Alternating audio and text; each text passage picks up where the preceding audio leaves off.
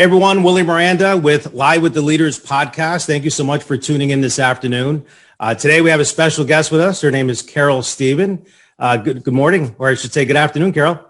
Good afternoon, Willie.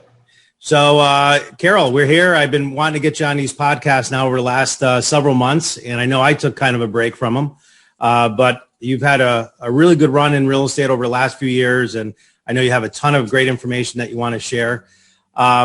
And I wanted to start off, Carol, by just starting with a little bit about your background, just a little bit about you getting into the real estate business, because I know we had talked many years ago, and you had kind of a start and a pause, but you really took off here over the last few years in your real estate business. And I thought maybe you could just kind of give us the beginnings of your real estate career. Sure.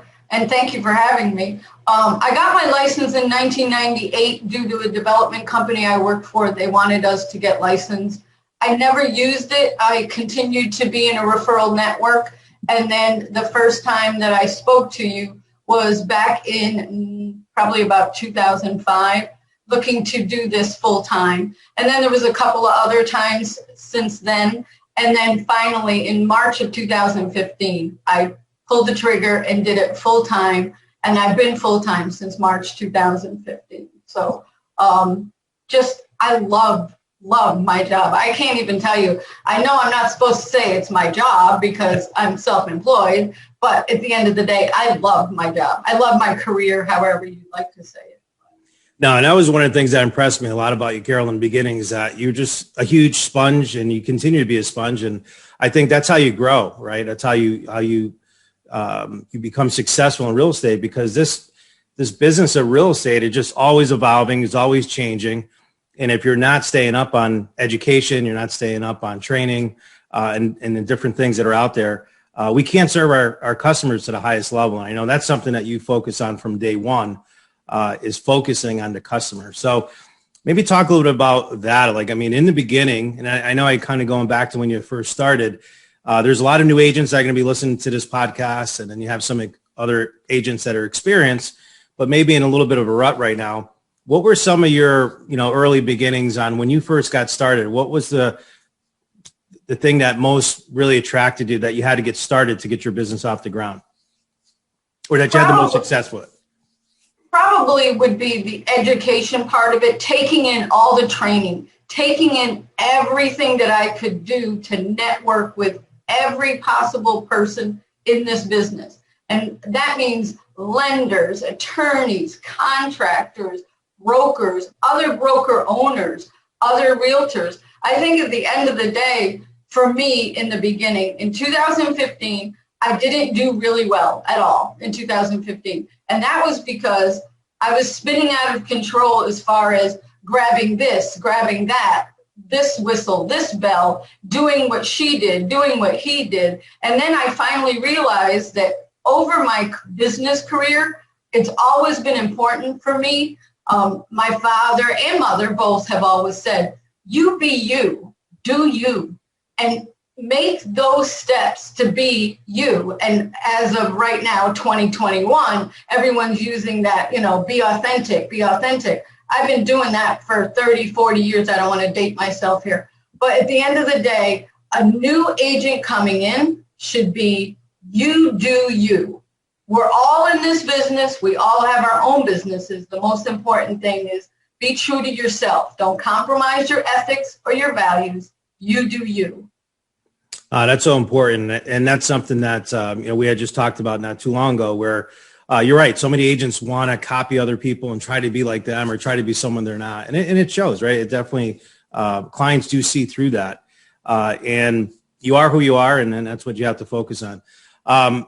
Let's talk about a little bit with, your structure in your day. I think that's something also, Carol, that I've noticed over the years, and really in the beginning when you started, was getting that time management piece down. And I think out of all the people that I've seen come through our agency, you really do a good job with that. And I thought maybe you could just share a little bit about, the typical day for Carol Stephen, maybe now and then. I mean, I'm almost thinking a lot of it's the same. You've been very consistent throughout, but maybe you could share a little bit about a day in the life of what you do from a time management perspective. I definitely definitely feel that my success is due to that, my time management and my skills in blocking the time. I do get up early. Again, not everybody wants to get up early. Maybe you want to stay up until midnight or 2 in the morning, and that works best for you. It goes back to my you do you. I think that for me, I block time, 15 minutes for this, 15 minutes for that, whatever it turns out to be. But the most important thing for myself is the follow-up and the connection with my clients. My biggest pillar is my customer service. It's been like that since day one in my business career, not just real estate. My first job was a part-time bank teller at the original Schenectady Trust, but my goal was to be head teller, and that's what happened 2 years after. So I strive to do that with time management, blocking, but also having your goals. What are you looking for? Put them into place into your time management. So if you're spending 15 minutes on social media, where is that getting you towards your goal? You have to have a plan in place. That was the other thing that was a really not a good thing for me. In 2015, going for the bells and whistles and trying to copycat everyone, I also got away from having a master plan. And in all of my business career, that's what I've always had. Even going back to being that teller, I had a business plan. So that's the most important thing, and it goes hand in hand with the time management piece. And you've got to be consistent. That's my opinion of how I run my business. Again, there's other people that don't do any calls or don't do any follow-up before 10 o'clock or, stay up late and so on and so forth. If that works for you, then that's great. But I'm telling you what works for me. And what works for me is blocking the time and having the plan and executing the plan with your time management blocking. You mentioned something about pillar of success being your customers, right? And that's a huge, huge pillar for you in that database. And I know you've done a great job with doing that. What would you say, as far as from a lead generation standpoint, if I had to say, your top 2 or 3 pillars, what would you say those 3 pillars are for lead generation? The most important one for me is my customer service / my reviews. I set that forth right from day one, and I don't mean it in a fake or not, authentic way. I hate to use that word, but my clients give me the privilege to be hired by them. They could hire anyone, but they hired me. I make sure I follow through all the time. I will have a client that wants to talk to me every day at noon. I'll have another client that only wants a text when something happens. You have to, I hate to, again, use this word because everyone's using it in 2021, pivot and change. But it's not a pivot and change. What it is discussing the values of what is incorporated in your business with each and every customer. Each and every customer is different. So one of the biggest pillars for me is not only the reviews, but just as far as how I treat my clients and how they can lean on me for everything and anything. I am 100% and never have been a transactional agent. I don't count numbers for transactions. I don't do that. That's not how I run my business. Again, if it works for you in your business or whomever it is, go for it. It's just not how I do it. Yeah. So it's built on relationships, built on your customers, building that database. I know quickly, reviews was a big thing for you, and it's part of your actual checklist that you have when working with a client. And before, I think you showed me, it was like it starts from the time you meet them right on through, right to the end. But it's always that conversation of, my goal is to do the best job I can for you, and I want to do a really good job for you, because if I do a good job for you, you're going to use me down the road when you want to buy or sell a home again, and you're going to refer me to people. If I don't do a good job for you, you're going to tell 10 people that I didn't do a good job. So that is something I know that you really focused on. You got a lot of reviews early on, and reviews are so important now. And there's so many agents that miss that piece. And I think a great takeaway on this for a lot of people would be to really focus on those reviews. And some people will tell me, Carol, that they don't know how to get them or they're not good at getting them. just maybe you could just share maybe a couple things on how you get those reviews and how you get so many of them. I mean, obviously you give great service. That's one. But how do you get the customer to actually give the review? Well, it's exactly what you said. It starts with day one, especially it's part of my listing presentation. And I discuss with them right from day one exactly how I feel about, again, the privilege that they hired me. I can't stress that enough. There's, in the capital region, there's 4,500 realtors. 3,600 are working in the business. So they chose me, and I make that a very important right from the beginning, that I'm so privileged and happy that you chose me. And now here's what I will do for you. But at the end of the day, it is a reciprocity as far as, you know, what they will forward to me through relationship, as far as giving me referrals, and as far as what I can take from that actual, again, transaction, even though I don't look at it as a transaction.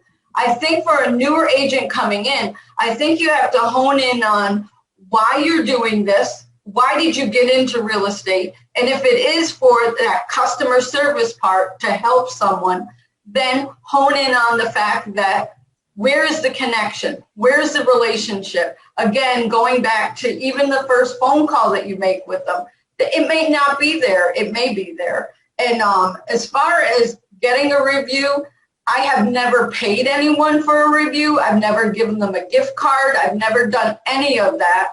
And in my 6 years, it was 6 years in March, I had 152 transactions and I have 110 reviews. What does that say? It says 42 didn't want to give me one or fell off the face of the planet, because believe me, I tried. But again, I think a newer agent or even anyone listening to this, just keep in mind, what is it? Where is your why? And what is it that you need to do to reach that goal? And my goal was to get a review from every single transaction. All right, great. And, you know, you talked about relationships, client relationships, et cetera. But I think we talked about this before, and, you know, I'll bring it up again. How important is it, especially in today's environment, to have the relationship with other agents, not only inside your company, but outside your company?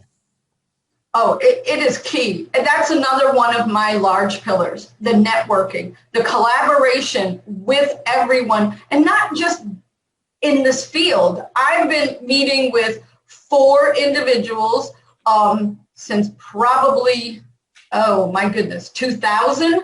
Only one of them is in the business. The other 2 or 3, actually one fell off, so it's 2. But they're not in the business.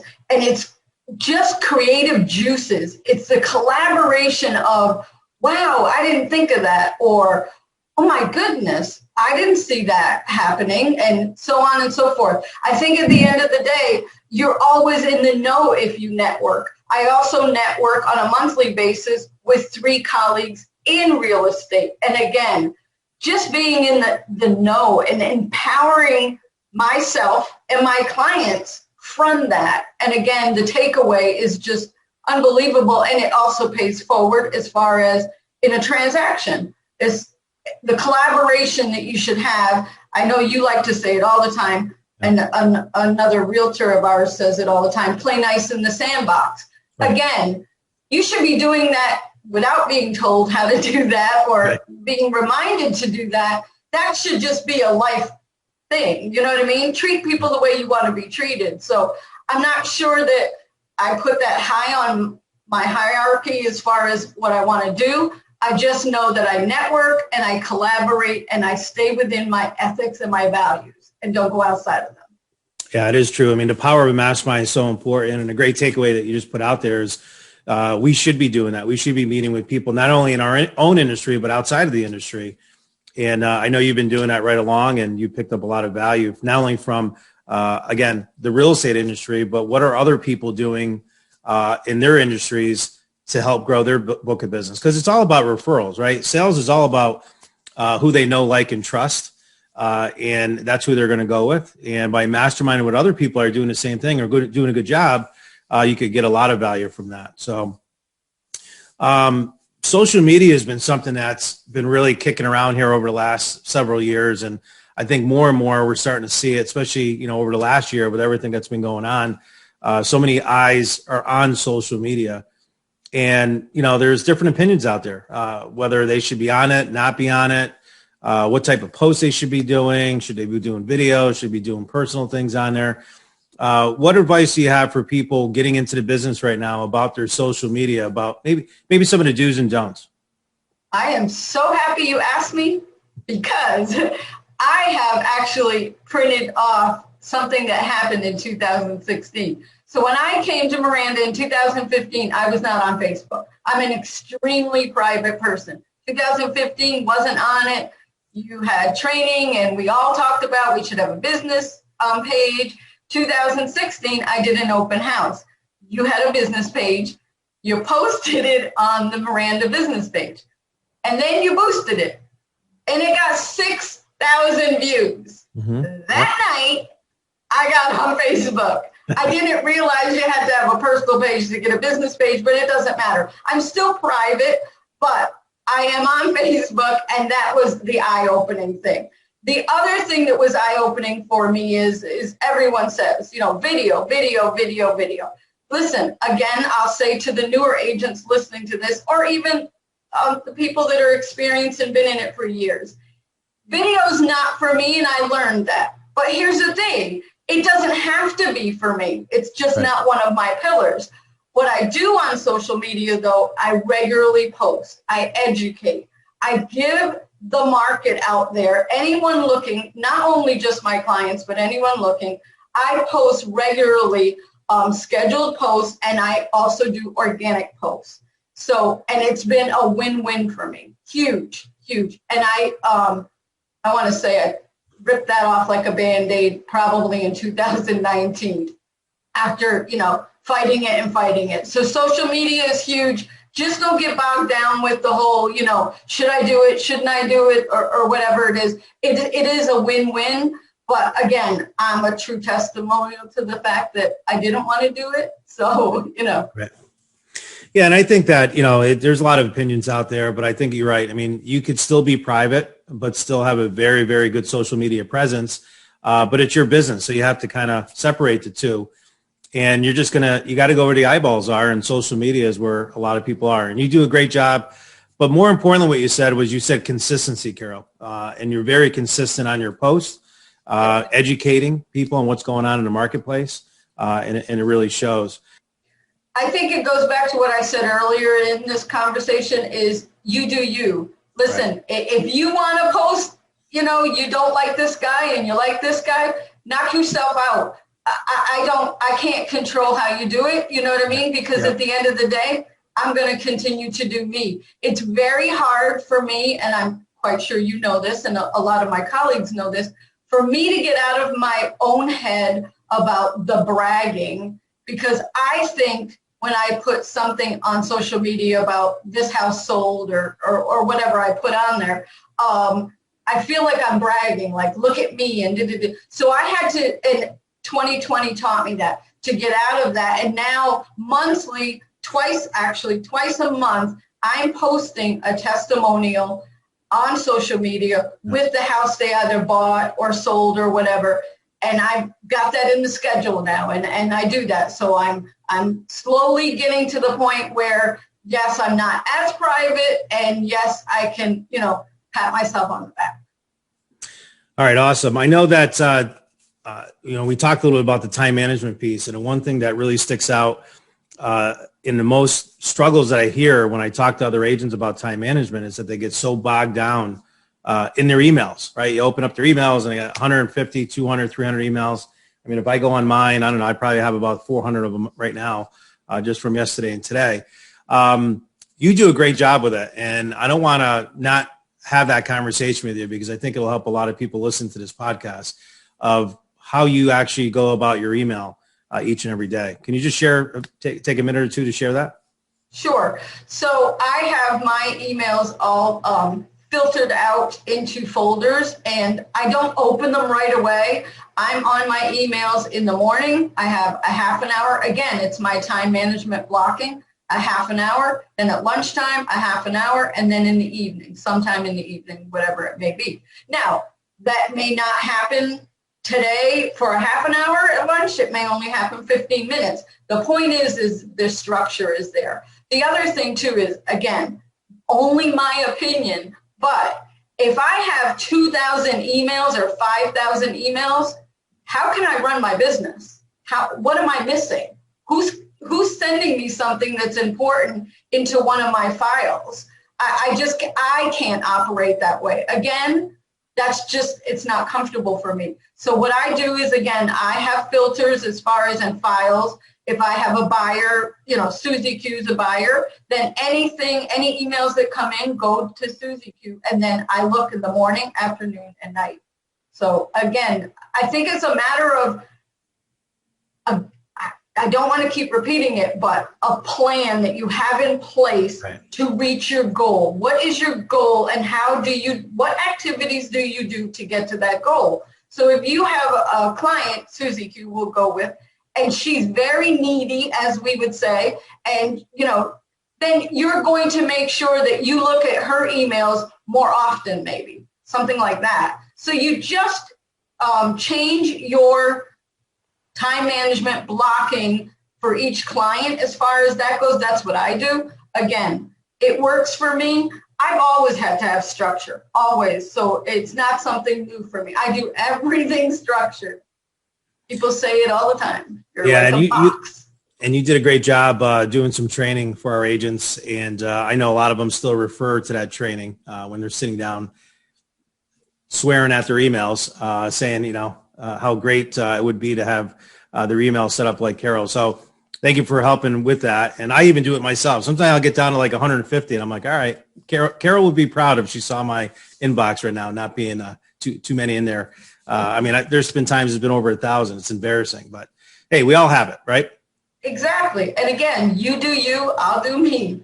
Maybe that's not important to you. I get it. You know what I mean? Yeah. I can only, in my business career, on all of my training, be it waitresses, bartenders, leasing people, whatever it was, I would always say the same thing. I will give you the tools for you to be successful. How you use those tools is up to you. You've got to find your path. I think that's the important thing. I get the education, I take it in like a sponge, like you said, I gather it all up, and then I give it out. Awesome. And if you want to take it, great. If you don't, that's good too. You know what I mean? Mm-hmm. You do you. I hate to be repetitive, but at the end of the day, it's always been that way for me.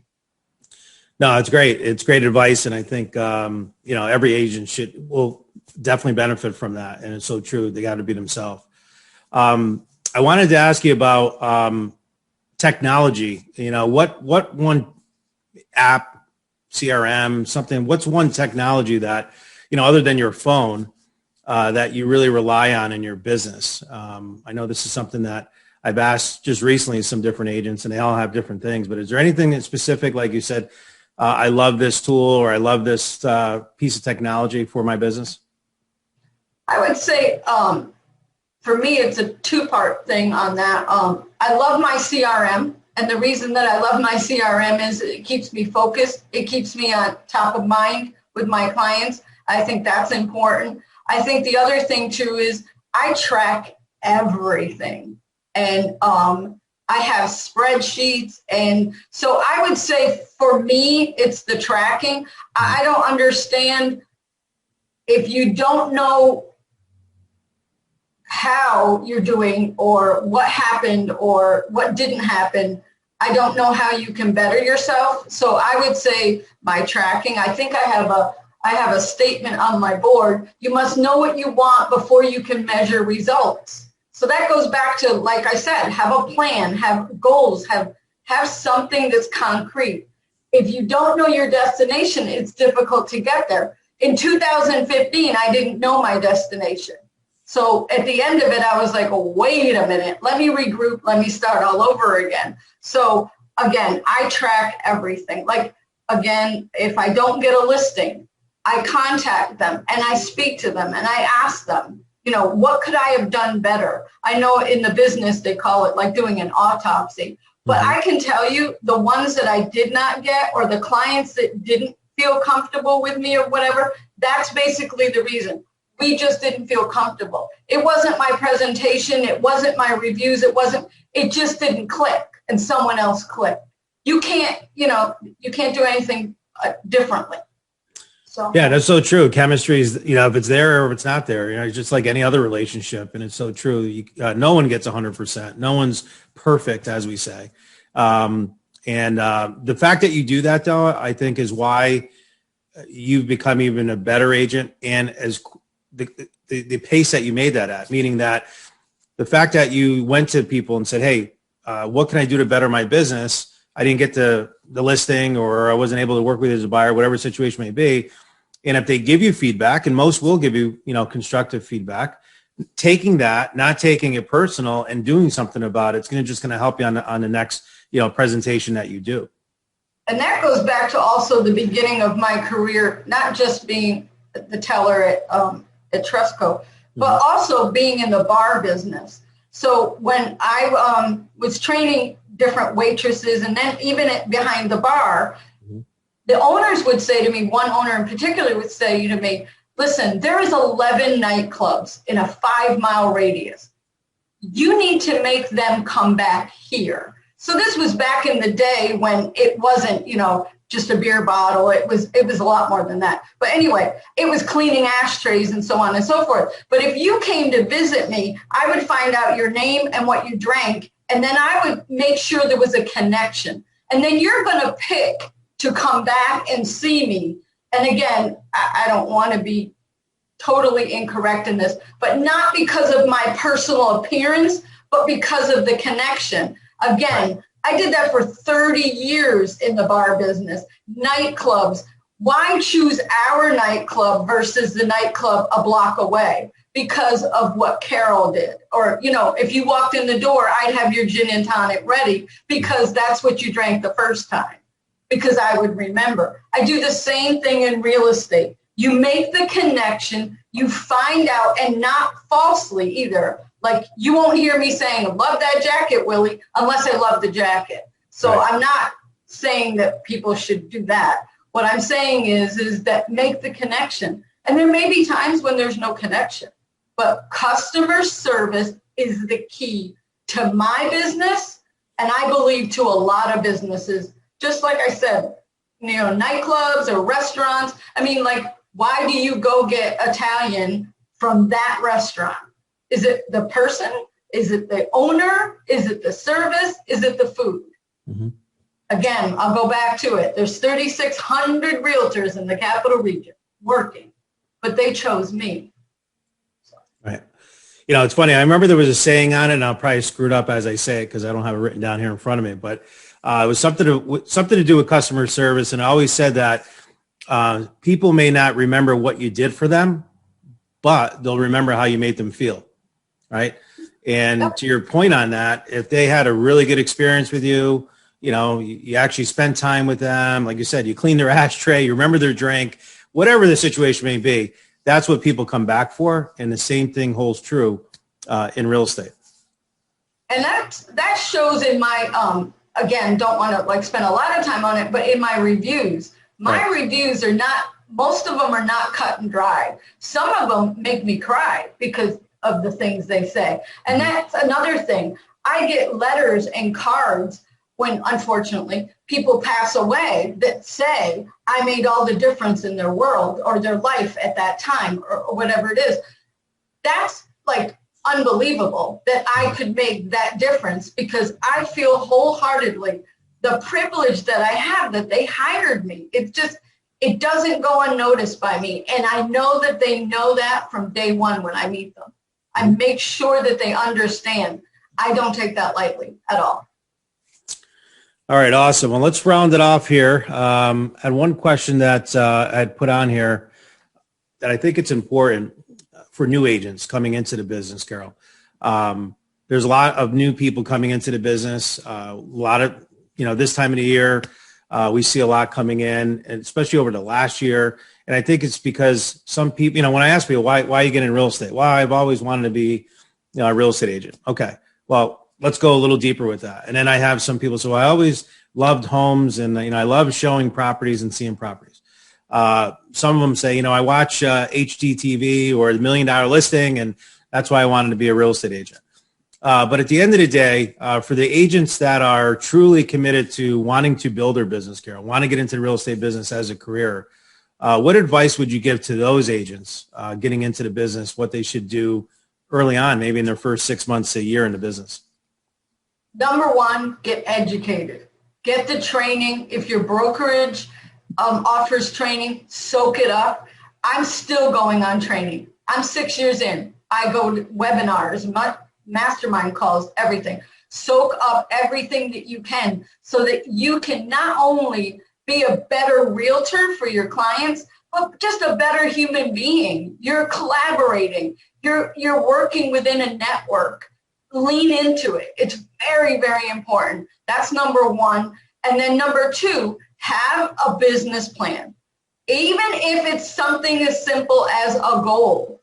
If the goal is that, you heard that this is a great schedule and you could make a lot of money, that's great. If that's why you're in the business, great. Now, where do you want to go in your business? So have that plan. And I know a lot of people listening to this, especially newer agents, are like, well, I want to do this. That's fine, but you got to have an end. In my opinion, you have to have an end. And what that means is either have a money goal, have a transaction goal, have a time goal. You only want to work Monday through Friday, 9 to 5, whatever it is, that's your business plan. That's part of it, your goal. Those two things are extremely important. The number one thing, though, for me, starting out was getting educated, getting the training and taking it in and continuing to take it in. I think one of our colleagues has a saying, right? Rotten and something. I don't remember it. I don't remember it. But Green I do and agree. growing, ripe and rotten or something. Oh, right? yeah. You got to be, Jackie Fontaine said this many years ago, and it's always stuck with us, is that you're either green and growing, right, which is exactly what you're just saying, getting educated, going on webinars, going to training. Even if you're busy, you just make the time block it. Those are the ones that are green and growing. They're going to be the most successful. And those are career agents. The transaction agents, the one that go from one deal to the next, always busy, are what we call ripe and rotten, which is the other analogy piece to it. Right. And it's because they're just, I already know all that stuff, so I'm not going to go. And they just become irrelevant, right? This business is changing all the time. And if you, went on a listing presentation training a year ago, it's totally different. So I think you're right. Training you mentioned was a key, and a business plan. Having that plan and sticking to that plan is so important. And you can change that plan because, as you said, real estate is evolving. So that plan can change, just like any restaurant, just like any business. You can change it, but you have to have some idea, like I said about my statement, some idea where it didn't work, where does it work, what's going to be that you're going to change, what's necessary to change to reach whatever it is that you feel is your goal. But it's ever evolving, just like real estate. Awesome.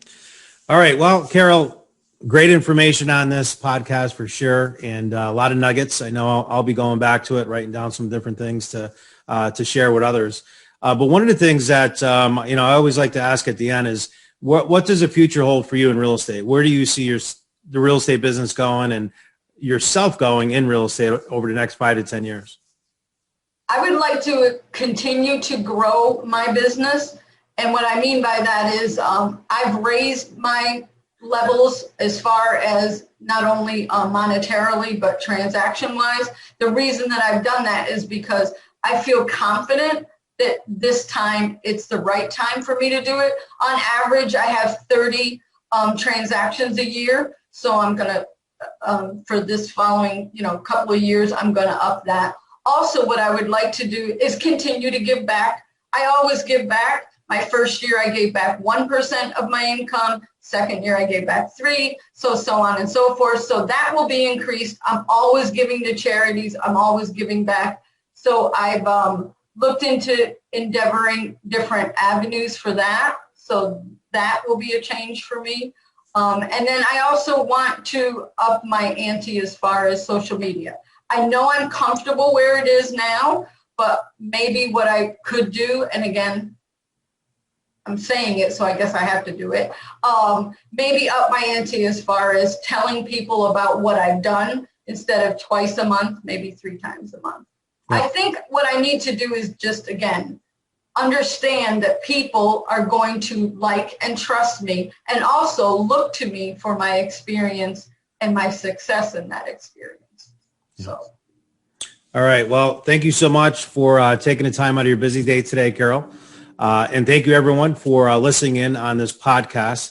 And like I always say, if you like it, if you want to give us a comment, please scroll down, leave your comment, leave your information that's on there. Carol, if someone wanted to reach out to you and have a question that they may have, what would be the best way for them to contact you? They can reach me on my cell via text or just leave me a voicemail at 518-522-0547, or they can visit my website, carolsteven.com. All right. Well, there you go. Well, thank you so much, Carol. And again, thank you, everyone. And we will see you on the next edition of Live with the Leaders. Thank you. Thank you, Willie.